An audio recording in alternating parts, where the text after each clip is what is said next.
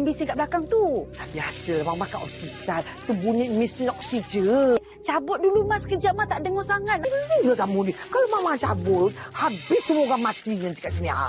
Oh, lepas tu ada orang berbual bahasa Cina tu. Siapa pula tu? Biasalah kat hospital ni kan. Macam-macam doktor ada. Bukan apa. Nak obatkan uncle kau tu yang kena stroke. Yang sekarang ni dah penat. Dah nyangun-nyangun kan. Ikan apa, Mak? Kan cakap. Cakap. Melalut pula ni. Ha? Oh, nak makan Pula biskut lutut. Kat Sabah ni berlambak biskut lutut. Nanti kita cakaplah face to face. Boleh? Kalau yang tu boleh. InsyaAllah boleh, Mak. Takat slow yang 2, apa salahnya? Apa pula yang slow yang 2 tu? Kuih koleh. Mama nak kuih koleh kacang kan? Nantilah Syuk buatkan. Kali Mama cakap ni. Kau ni. Aduh, Ustaz.